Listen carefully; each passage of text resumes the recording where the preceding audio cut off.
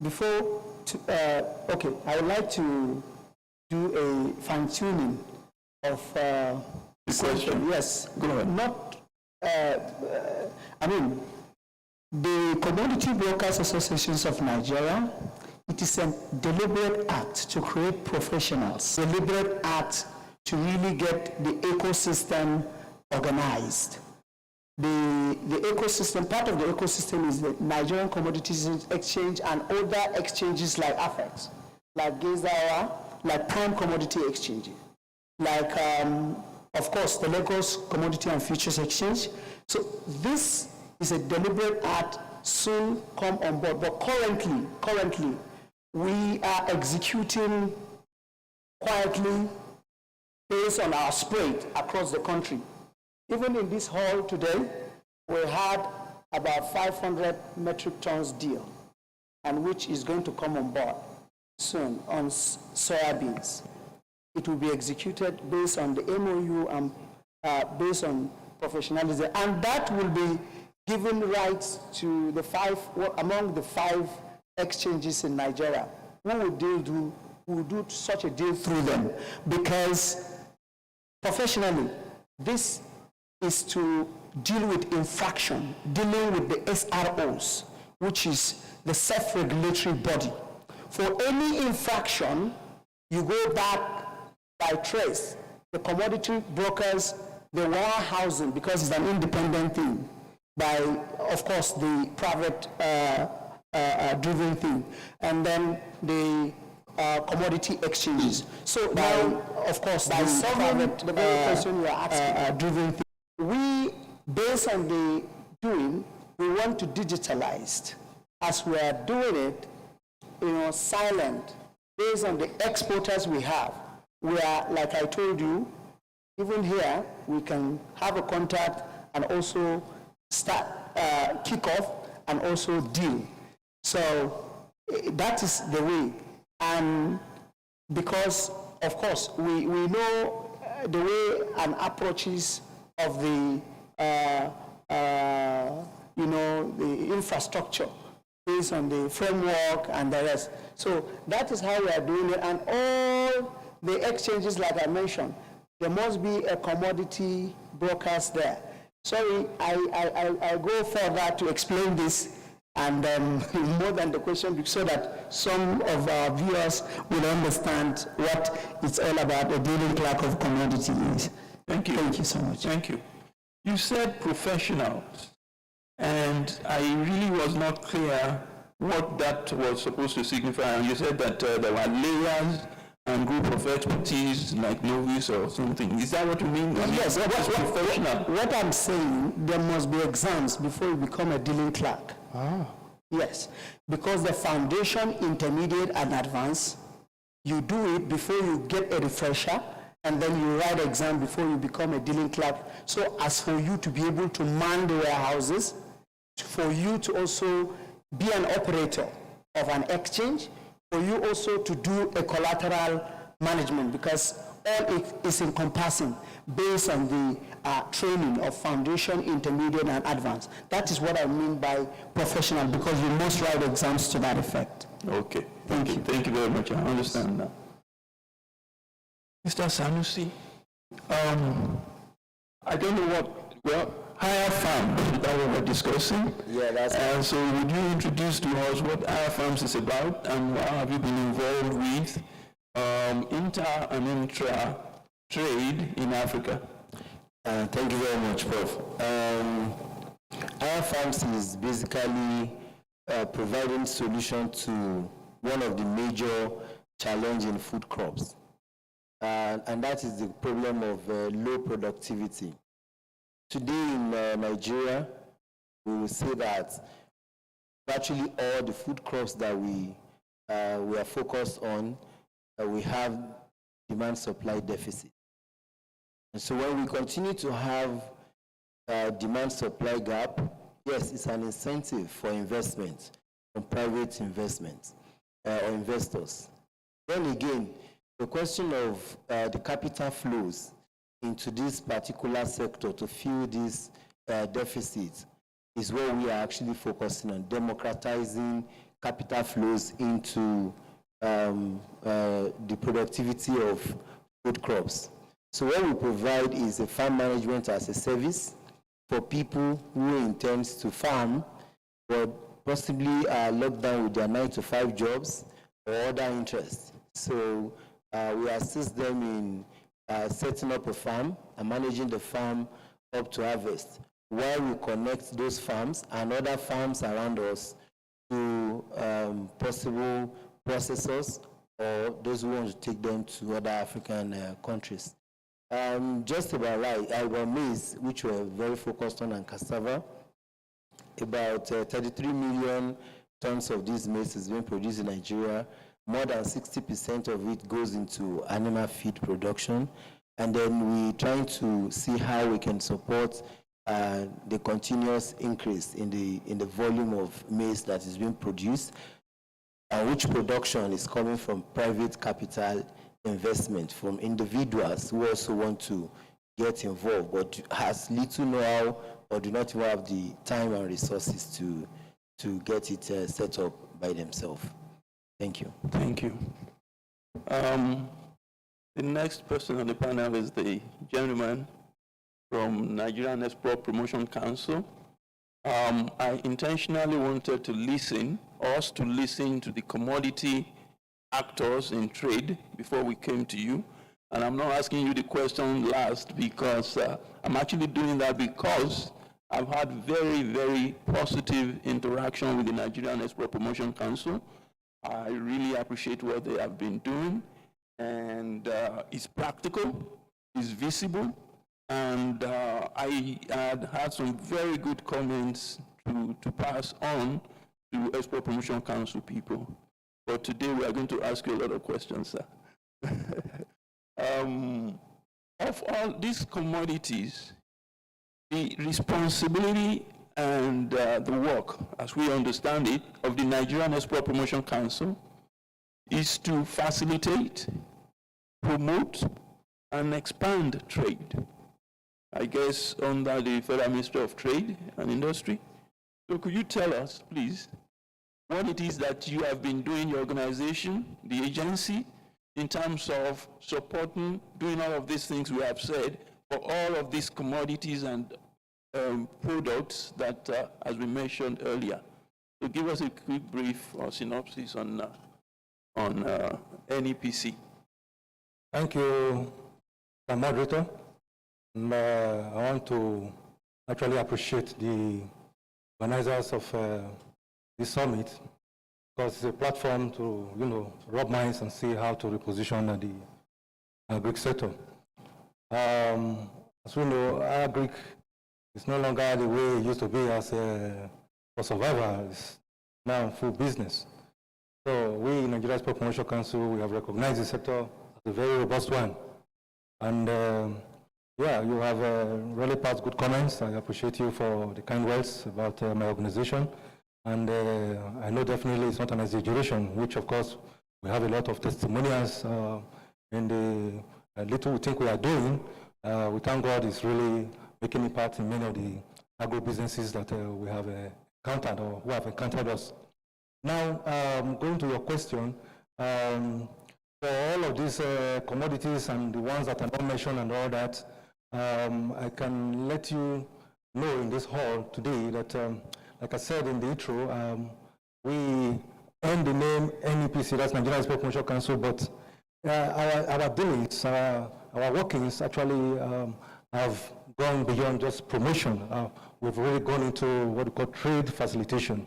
What I mean, as much as possible, we know now that the global market is a very huge one, and we are not just the only countries going to play in the market. We have a lot of competitors. And then it then means we have to ensure that the products that come out of Nigeria, they have to also be acceptable, not just acceptable, they have to be competitive. And how do you get them to be competitive? It then means we need to build the capacity of those who are playing in the ecosystem to come up with products that are of good quality and meeting the standards of the importing countries.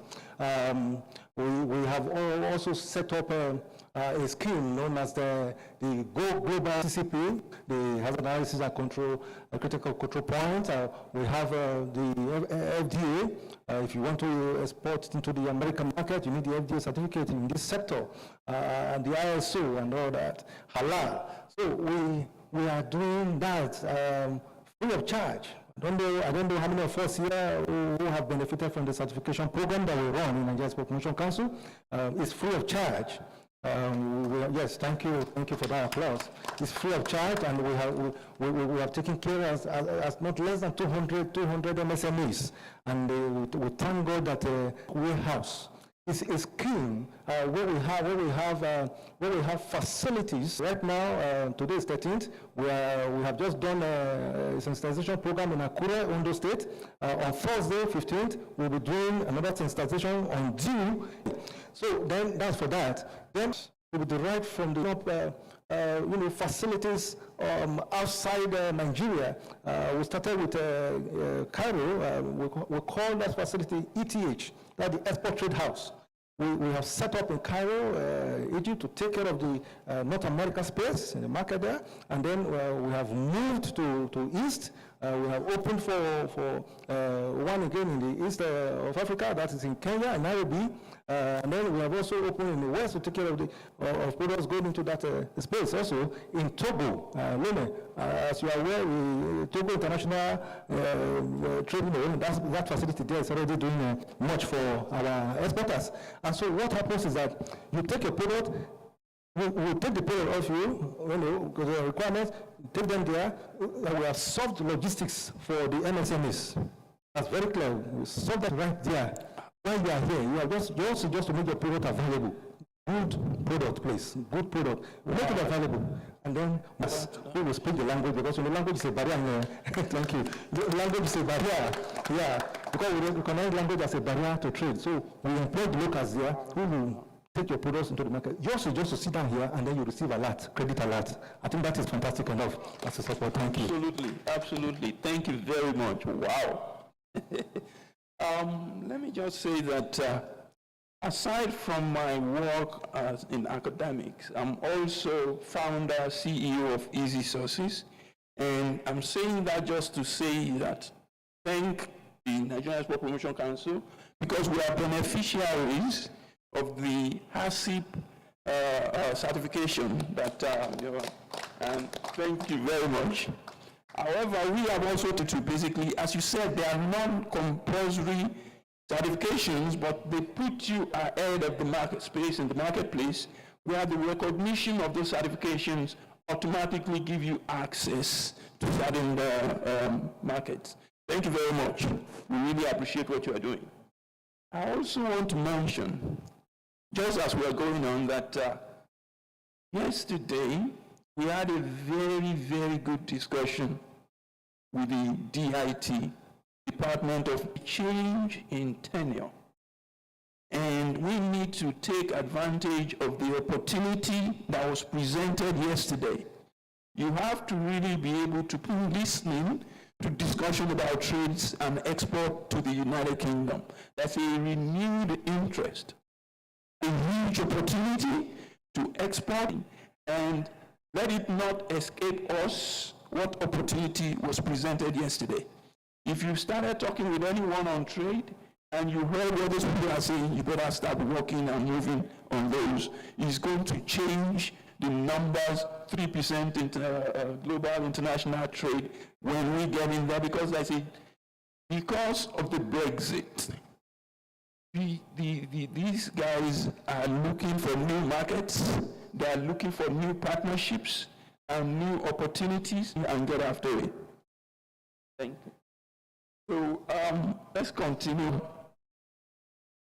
In terms of these trades, what is it that is necessary that we have to do to increase trade as regards rejections, standards, certifications, and all those type of barriers, so to say. What it is that you think this room or the plenary have to take note of or begin to take, because we know you are doing a lot of international trade. So please talk to us about that. Thank you so much, Doctor.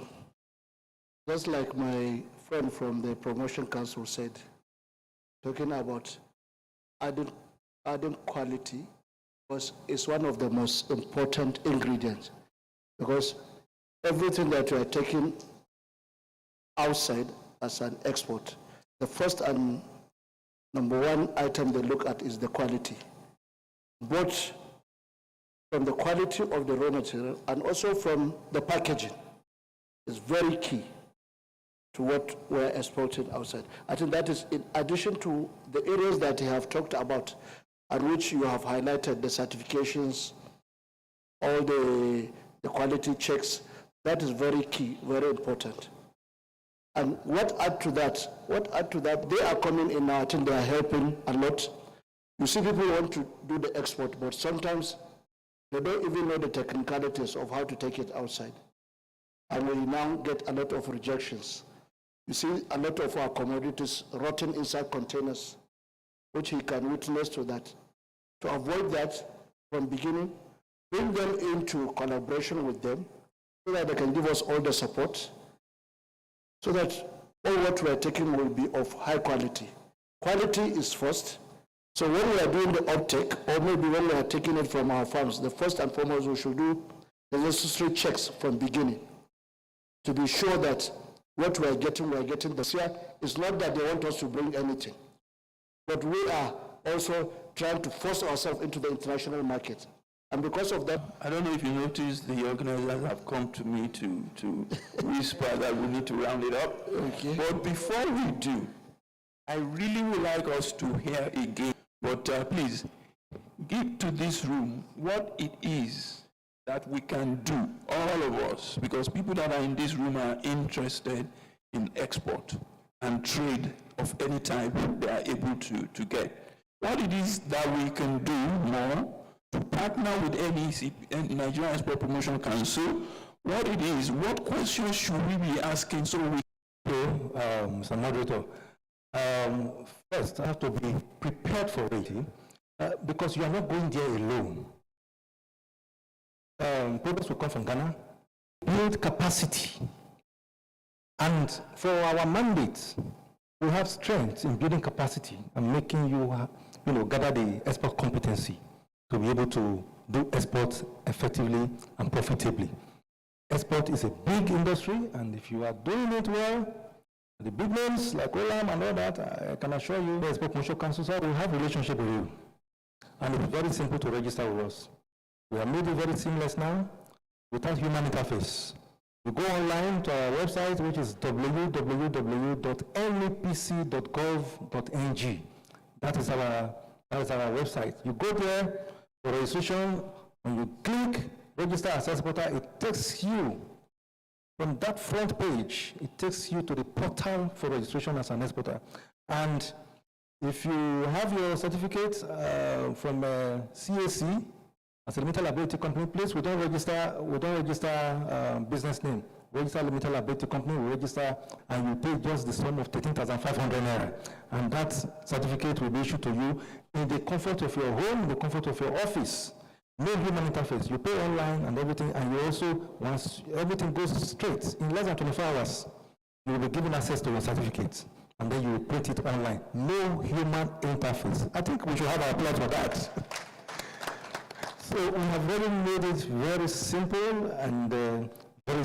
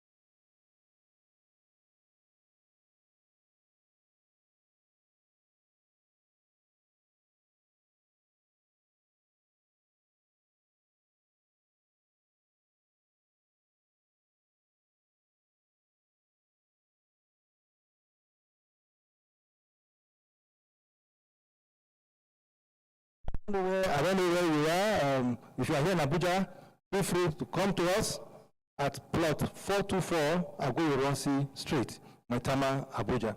In fact, we have wonderful staff. Whether in the head office here in Abuja or in our outstations, they are wonderful. We have one spill.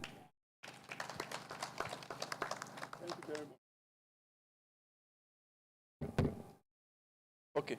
Thank you very much. That brings us to the end. You see, we've closed off, but I think we've had a very good, beneficial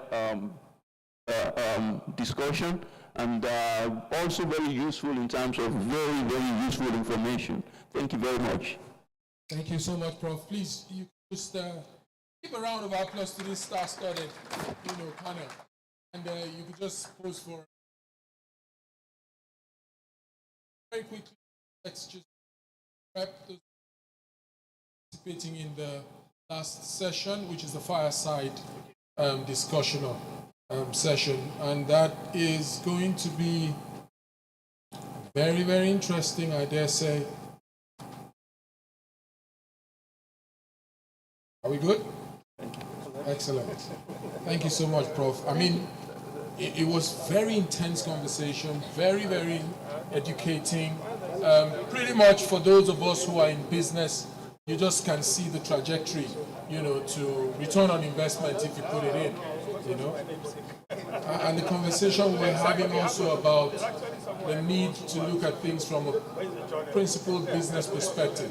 If trade is going to get you the hard currency and you have the wherewithal to access the market, crying out loud, you just seize it, And the new trend, dispositional inclination of the United Kingdom government, because they have a situation on their hands, is an opportunity for us.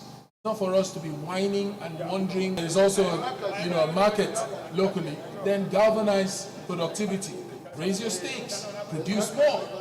So it all keys into the need to look at these things from a strictly business perspective. And that's really what we heard here.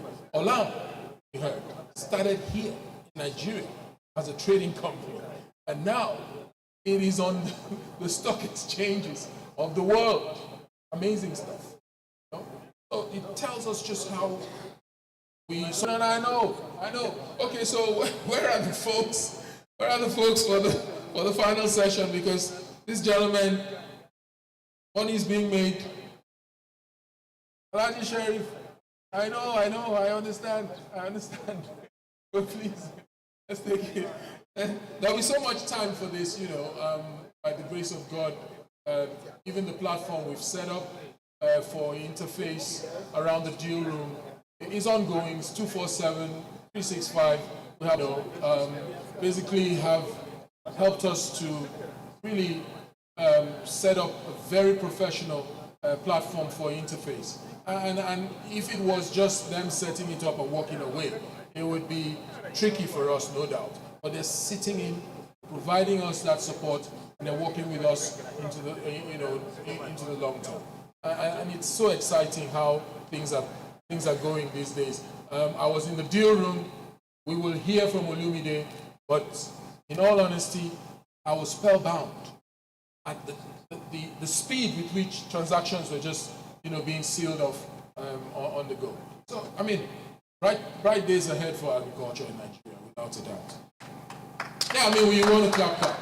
Thank you so much.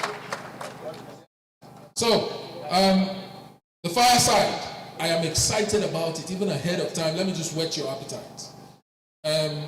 When it comes to, conversations around trade,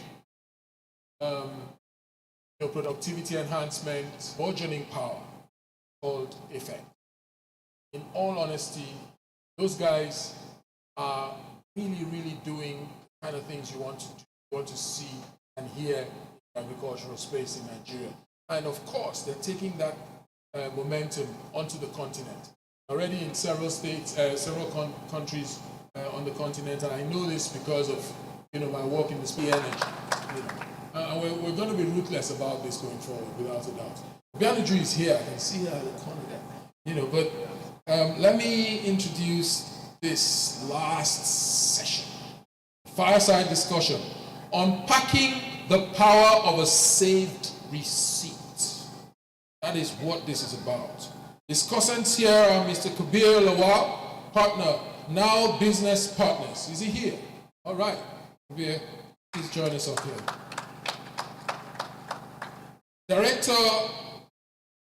Haruna of the Strategic Grains Reserve Department of the Ministry is ably represented by the Deputy Director, and I really appreciate the Deputy Director because I know you've been here for quite a while, and thank you so much sir, for making it happen. Yeah, so the way we're going to sit is on the other side, yes, so the cameras can get us better.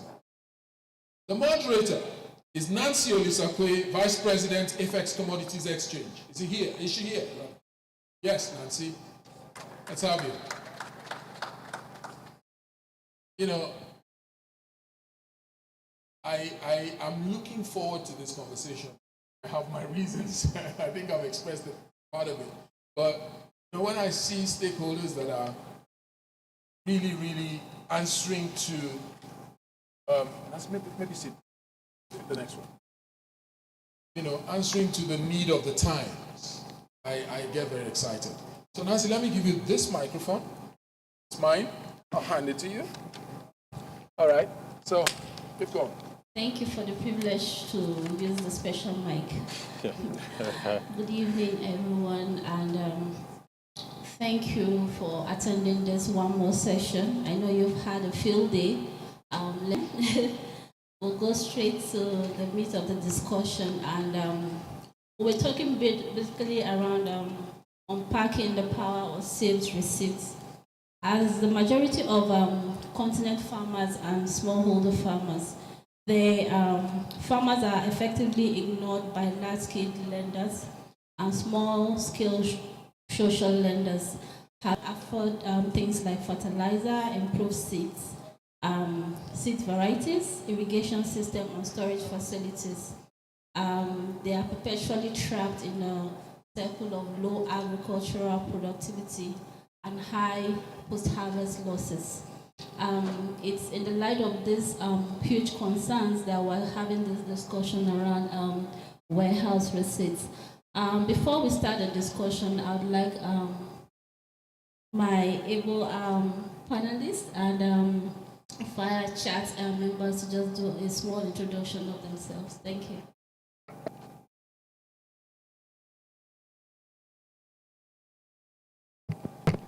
Okay. Good afternoon, everyone.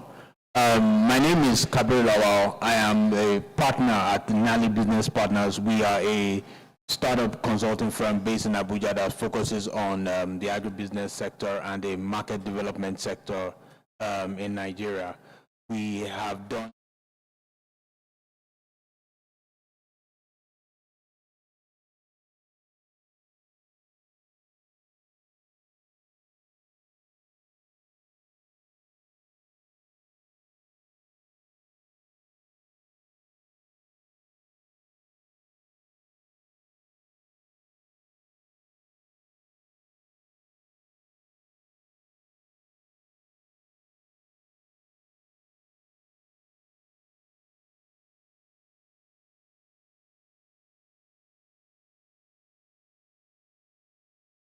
the ministry, Federal Ministry of Agriculture.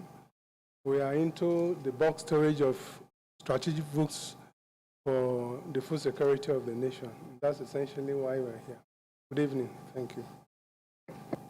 Thank you so much, Mr. Francis Adole. I would like to say that journey at AFEX has been one that has been very humbling, and right from the onset, the Ministry of Agriculture has really played a very pivotal role. Please, let's commend them with a round of applause. And also, Mr. Kabir has been a very supporting member of the exchange. Thank you so much, Mr. Kabir. Okay, let's go to the meat of the discussion. Now, we've been talking about warehouse receipt. over the years, we've seen a lot of countries are already embracing the concept of warehouse receipt system. Now, what agricultural challenges does the warehouse receipt system seek to solve, and how does this help farmers and processors? I will start with Mr. All right, thank you very much. When it comes to the challenges that the warehouse receipt system is going to solve, I would want to list them. There's the challenge of the all year-round access to commodities, because with the warehouse receipt system, you have a situation where commodities are put into warehouses, and you then have a situation where over the course of the year, you can have more access to the commodities, rather than the situations where there is a lot of glut and there is like a scarce system, a scarce period where people cannot get access to these commodities. Also, when it comes to access to finance for farmers, because the farmers carry their commodities to a warehouse and are then giving some, the warehouse receipt system now grants the farmers more access to finance for them to do other, farming activities. These days, what you have is either farmers sell their commodities directly to the market at the point of harvest, getting low prices for their commodities, or they store their commodities in very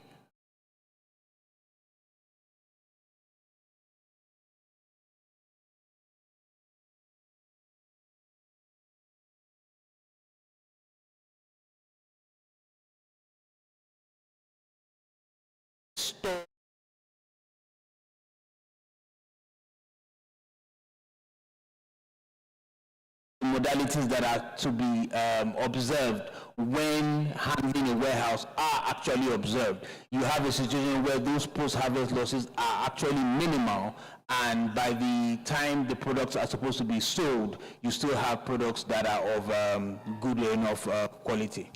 Yeah.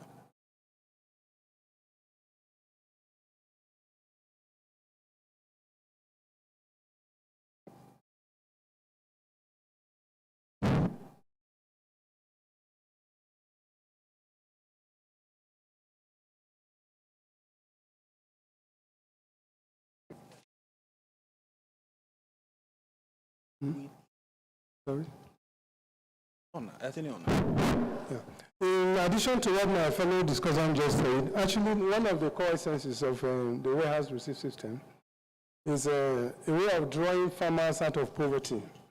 Because of the incidences of middlemen that we all know, no sooner than they produce at harvest, than the middlemen come around, buy it from their houses and farms at very low prices. And then later they sell to the market at very high prices. So the essence of that warehouse receipt is a case that the farmer himself will be able to take it to the operators of the warehouse, and like he did say, you'll be receipted at his convenience. And when he sees that the prices appreciate, he's able to go back to that, like he did another services, to show that they have the financial wherewithal and they become credit worthy. And one of the platforms the ministry has provided, like AFEX, they've gotten, in the early 2020s, the ministry constructed digital warehouses across the country using 13 or thereabout from government. So we as a government provide the facility for them to do their warehouse trading services. Thank you.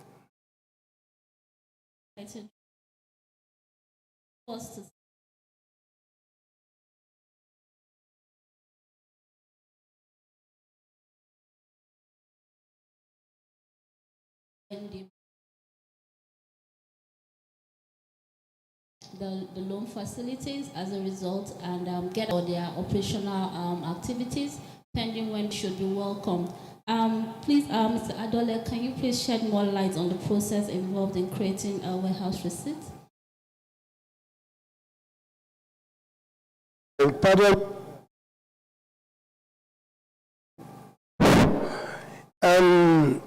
Actually, like we know of late, agriculture in the country has been encouraged to go for business. And the government, as it is now, provides the facility, not the operation of warehouse receipts. As a government, we have been able to establish beyond the warehouses a couple of other storage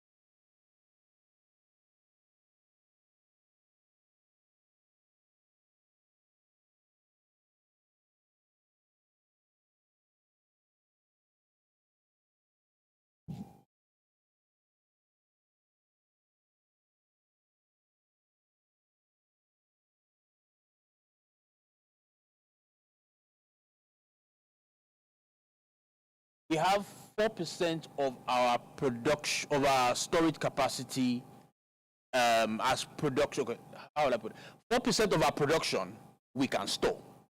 Whereby in South Africa, they have about 85%, China. So that infrastructure then needs to come up. Then we now have the farmers themselves. For the warehouse receipt system to work properly, the farmers need to be able to produce in volume and in quality. The regulation that comes with legislation will have to set a minimum standard for each of the commodities that would come into the system, because you don't want a situation where you have infested maize being brought to a warehouse, and because a farmer did it, you then think that it can just go in there. There are minimum standards.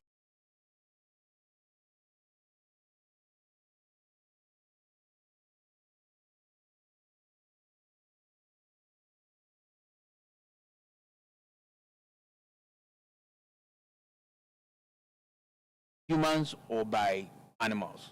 So all those things need to then be put in place for you to then start the development of that warehouse. Thank you so much. I really like that.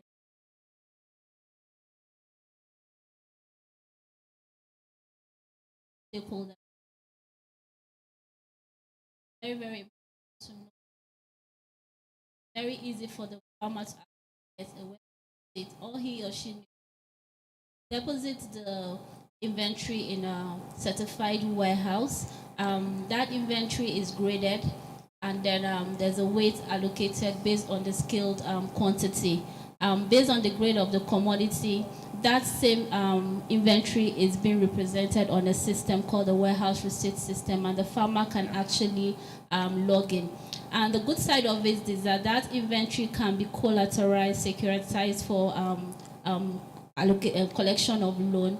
And the long run impact of it is that the financier has the comfort that this inventory is domiciled in a warehouse, that there's actually high level of quality control, there's quantity control. You won't finance, say, 1,000 metric ton, and tomorrow you come and you're worried that the quantity has depleted or the quality has degraded. So those are some of the function of collateral management. Need to go through certification because of the risk inherent in actually fulfilling that role. So the collateral managers are actually stakeholders in that space. We also have the financiers, which could be the bank or non-financial bank institutions that actually support financing of that inventory. And more importantly, the role of the warehouse manager, because ensuring that the right fumigation is done, ensuring that the circle is being controlled, ensuring that there is no theft, all those sits with the warehouse manager. And all of this are actually encompassing and supports the role of the warehouse receipt. Mr. Adole, I would like to ask what policies and interventions are in place by the federal government to guarantee the success of this warehouse receipt system? Are there any? Should there be any? What do you think should be done?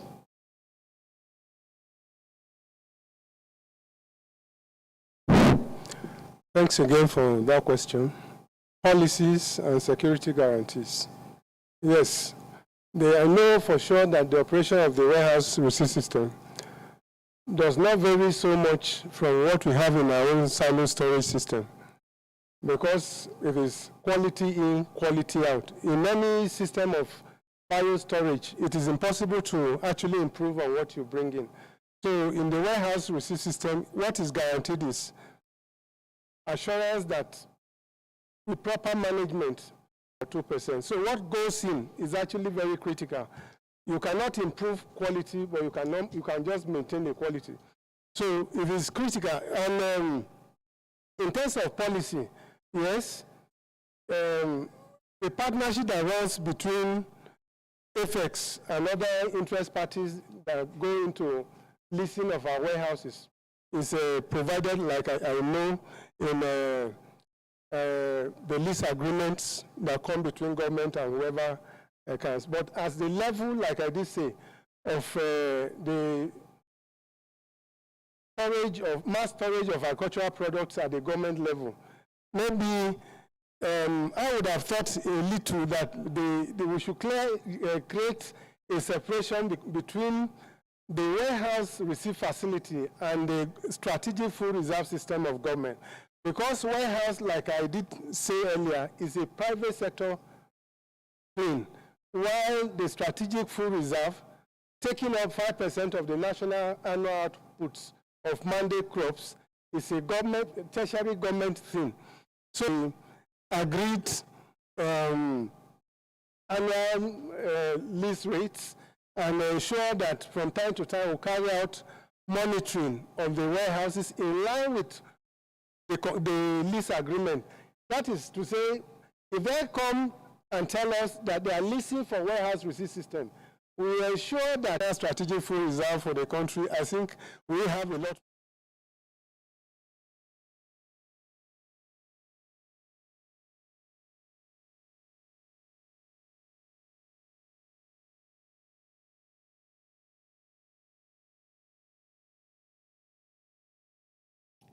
Cash receipt is actually a powerful tool in the in the hand of the farmer, and even the hand of food processors, in the light that it enables them to have a lot of operational cash to turn around and also carry out other deals.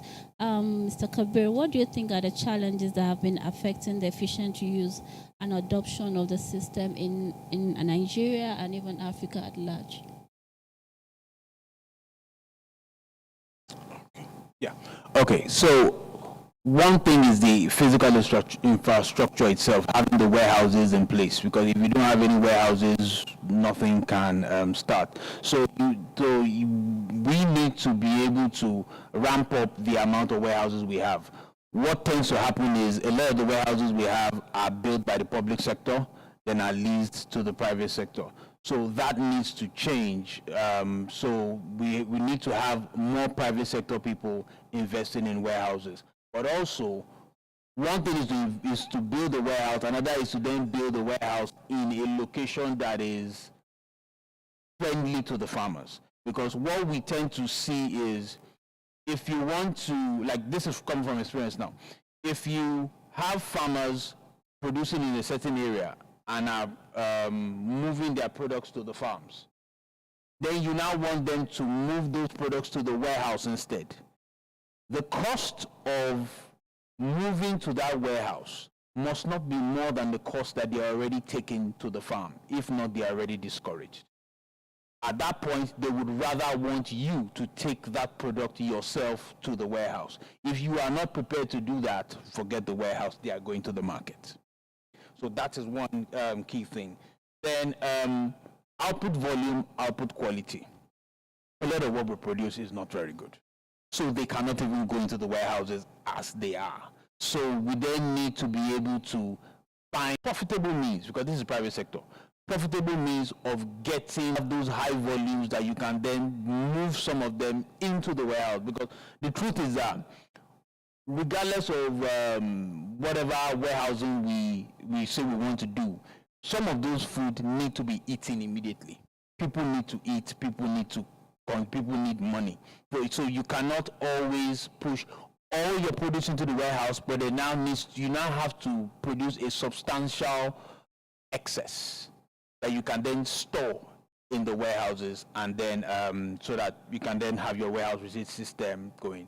The financial sector is another, them accepting the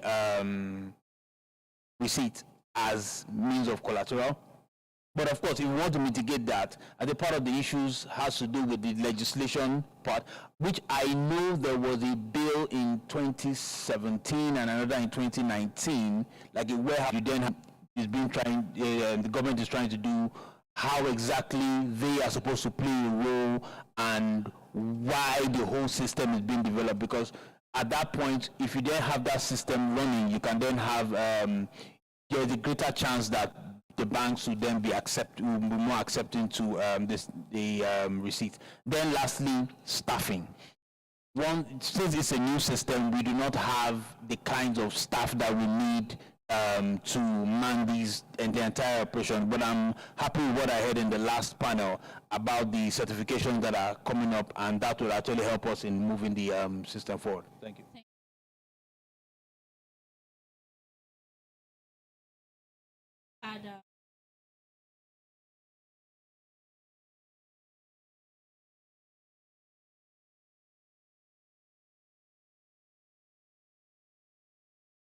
What are the effects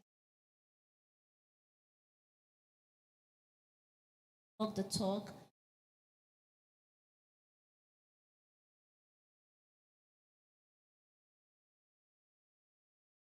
So I see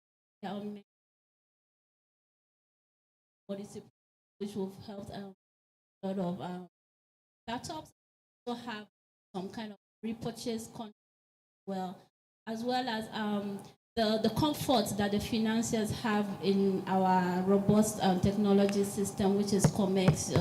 Most of the financiers can actually log in, like you can co-log the inventory. You know that there's a collateral manager who is always giving you daily, weekly, and monthly insights into the position of your inventory. Thank you so much for taking our time to listen. I need a resounding round of applause for these folks, please. I think Mr. Adola wants to say something as part of his final thoughts. Oh, that's fine. Hello. Briefly, my co-discussant mentioned two critical things: volume and quality. Government has not stopped just at provision of warehouses to interested corporate organizations and individuals. We have also been able to set up 25 numbers grain aggregation centers across the country where volume requirement, especially with pre-done, rice farmers and other grain processors can access. You lease it. With time, you can acquire it. You clusterize the output from the environmental location. And after the time, when the products are moved to that central location, they're cleaned, adding two contents there, volume and quality at the aggregation centers before they are now moved to.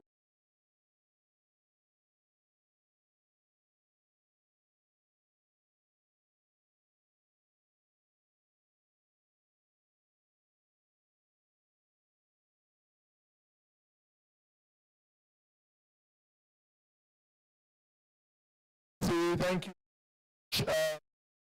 Director, and also thank you, Kabir Lawal. It was really an engaging session. I would have loved to have you just keep going. I was enjoying it. I understand the transformational, implication of the warehouse receipt out if it can, take the redundancies out of the way in terms of transactions in the ecosystem. The great work you're doing, fantastic. I recognize also the Feed the Future agribusiness cohort, and the work they're doing just to push the legislation you're talking about.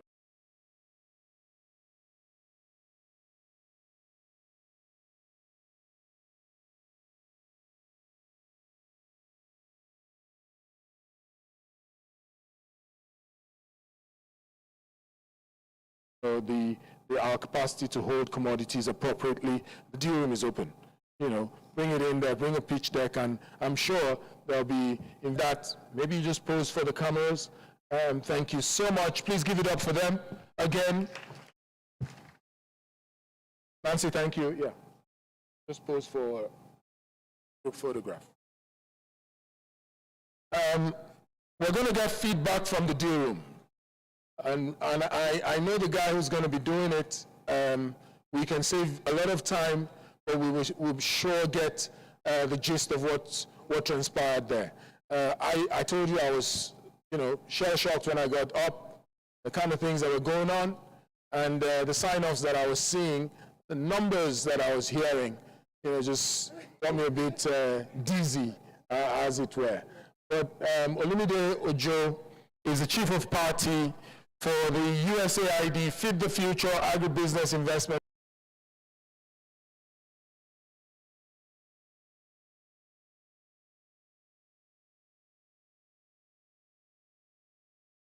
Undertaking, and know for a fact that that is a platform where, that has been thrown open for you to come in, put up, your business cases in business. Having said so, let me not take any more time. Olumide, please come, give us a feedback from the deal room.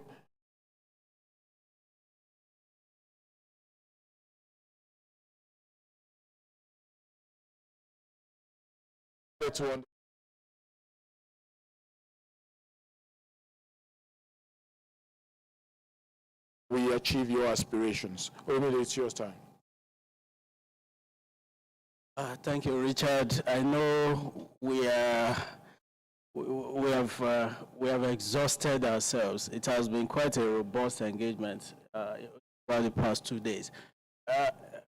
Let me crave your indulgence to mention that the just concluded session is one of the most fascinating sessions in this summit, talking about the warehouse receipt and the potentials it holds in unlocking the interest of the United States government to support any initiative that will open up the agri-finance market space to facilitate a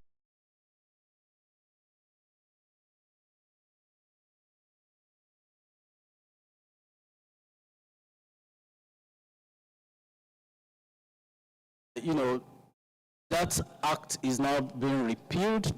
The repealing process is almost completed, and whereas receipt system has been integrated into the Investment and Security Act. I'm sure, hopefully before the end of first quarter next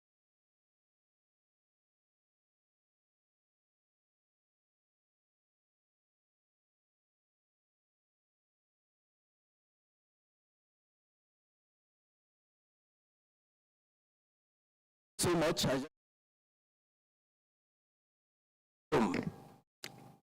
In the past 2 days, it has been an elaborate engagement between businesses, investors, and financiers.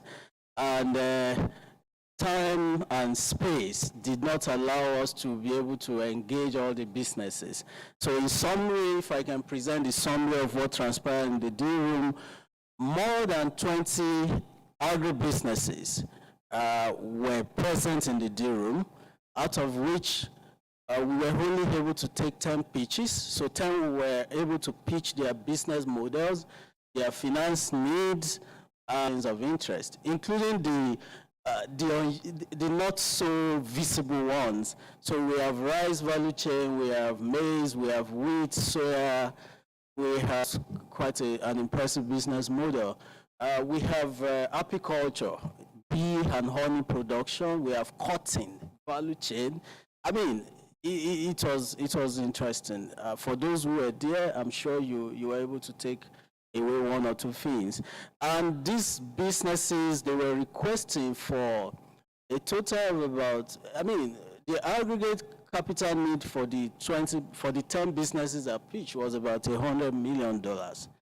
And, you know, there were very impressive signal in the room that those businesses and the transactions and the deals are going to be taken further. Already some were consummated yesterday, a number were consummated today as well, and special thanks to Tingo. Tingo was heavily present in the room, and yesterday were also in the oven, being baked at the moment. So it was impressive, and we were so encouraged, we were so impressed with the outcome of that engagement. So, I mean, next steps, there'll be ongoing engagement with the businesses, and there'll be post-deal room technical support for enterprises that need financing. So we are very open, the interface is open. It will, I'm sure Richard will bring more, we shed more light on that, but what we hope to do is to be able to see that this is an ongoing initiative that wouldn't be limited by time. So post-deal room technical support is available. We do all possible to see that, this is our feedback from the deal room. It was an elaborate engagement. It was an impressive turnout, and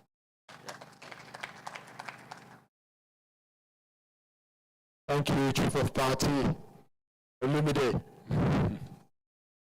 Please give him another round of applause. The reason is I want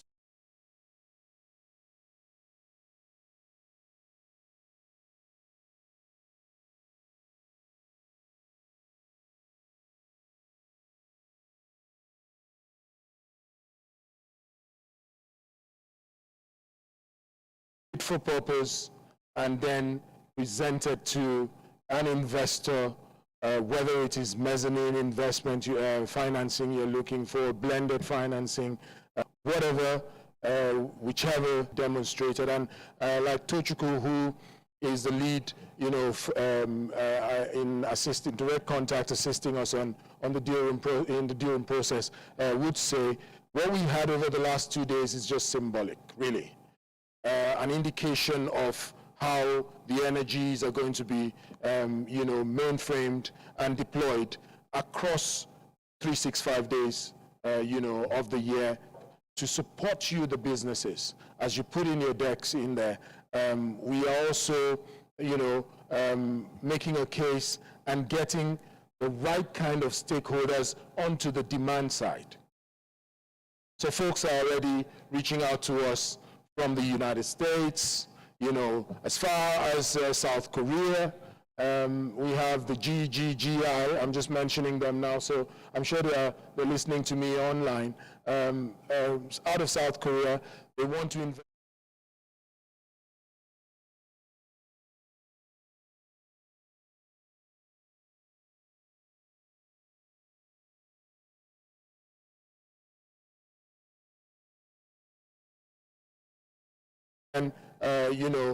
and carbon credit haulage. It's just for us to understand how the dynamics are playing out globally and how to sit in that matrix and leverage it for value.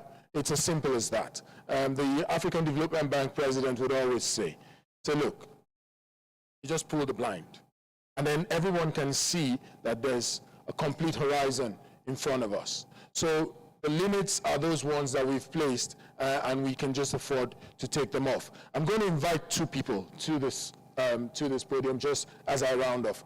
The one is a man I'm looking at who's on the phone, Professor Murtala Sagagi.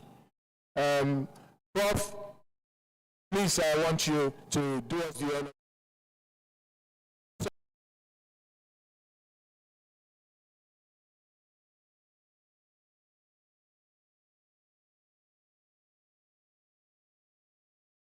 Intellectually, and his intellectual power. You saw a bit of it in the course of the day. We're going to be tapping on his intellectual power.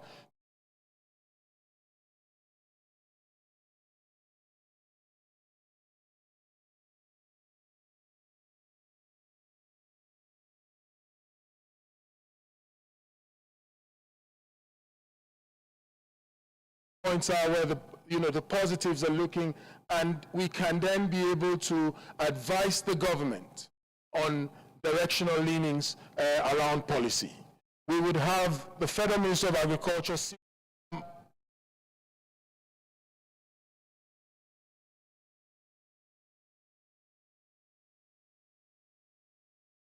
of this.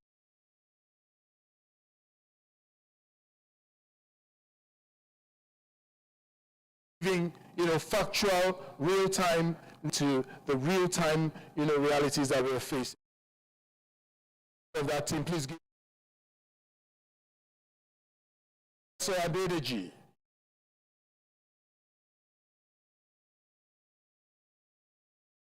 For the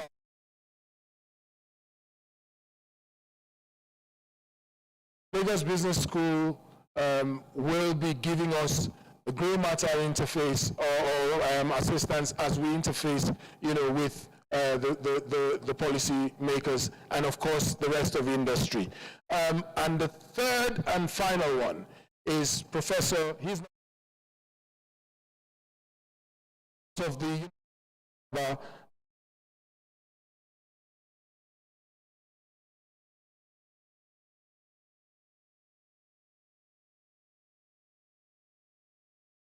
thing that going forward, I'm excited Nigeria Summit Secretariat. I've taken up this role full time. Not going to be doing anything else. I've told my folks this is where my concentration is going to be going forward. I will be here with you.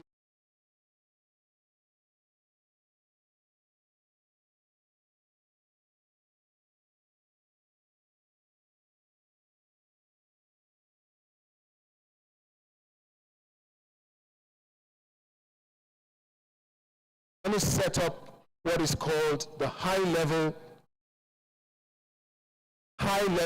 coalition on agribusiness. Now, I chose to make it high level. I insisted when I was talking to Dr. Debisi Araba, that we need to ensure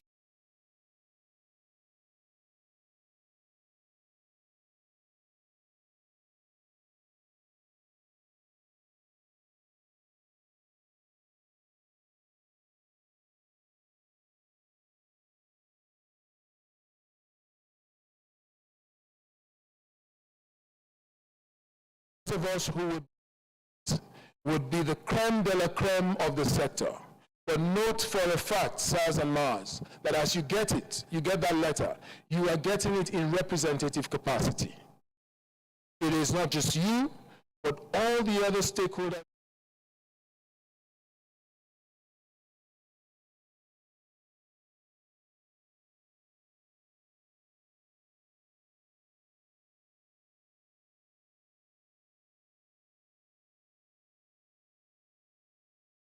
the delegates. For both physical and those of the teaming audience that we have online, and indeed our technical contributors, for making this Feed Nigeria Summit 2022 one of the most remarkable, convocations that I, for one, have participated in. And trust me, I have had a whole bunch of them. Is the Ladi Kwali Conference Center, Sheraton Hotels and Towers. A few concerns came up there. New owner, wanted to put the place in order, and so they shut it down. That's the reason why we're here on the 12th and 13th, because we're going to be here, we're going to be there on the 5th and the 6th of December. But then again, we've taken the advantage, but hopefully, we will be returning home the next time we'll be gathering. Because of course, you would know from your experience that really, it's not really what we are used to. On that note, I will draw the curtain on this August convocation in December. And I would say, have a great time and keep believing in Nigeria, because there's a whole lot, going to be happening hereafter. God bless you.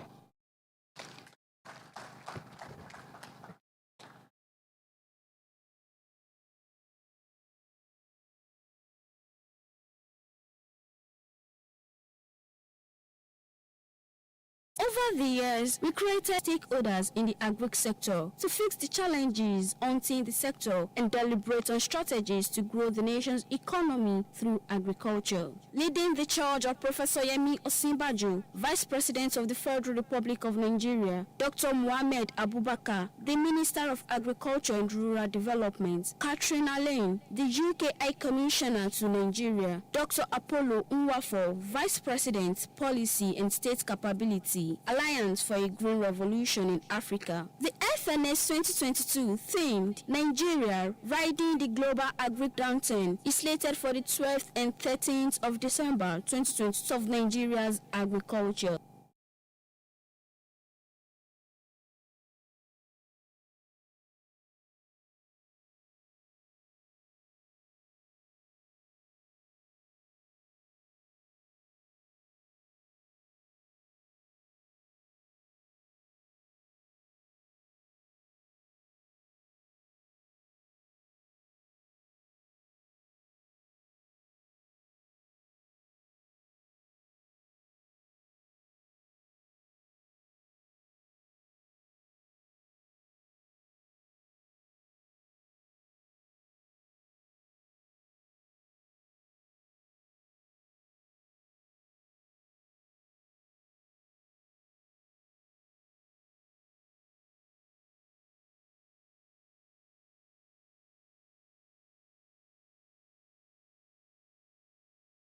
Over the years, we created a space for partnership synergy, a response to the deadly COVID, and a recovery to the food system of the nation. This year, the Feed Nigeria Summit 2022 is back again to provide a platform for the stakeholders in the agri sector to fix the challenges haunting the sector and deliberate on strategies to grow the nation's economy through agriculture. Leading the charge are Professor Yemi Osinbajo, Vice President of the Federal Republic of Nigeria, Dr. Mohammed Abubakar, the Minister of Agriculture and Rural Development, Catherine Alain, the UK High Commissioner to Nigeria, Dr. Apollo Nwafo, Vice President, Policy and State Capability, Alliance for a Green Revolution in Africa. The FNS 2022 themed Nigeria Riding the Global Agri Downturn is slated for the 12th and 13th of December 2022 at the Nigerian Air Force Conference Center in Suits. FNS 2022 is brought to you by Agro Nigeria, the voice of Nigeria's agriculture.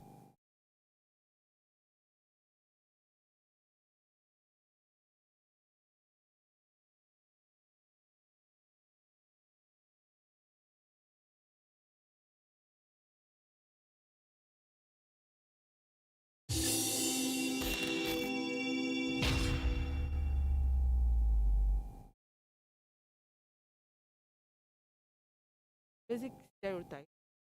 Men are not.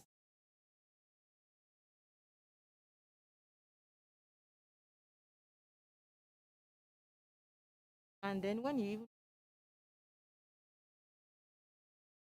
basically, I tell people when I do something, a woman like a man, I tell people don't call me a woman. I am a woman who is basically saying my strength because I am a woman doesn't. I tend to do even guys. I think young women sensitized, they will know that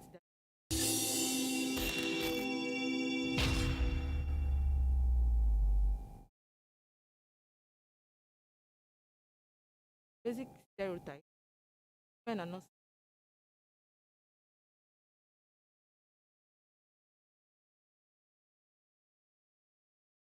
And then when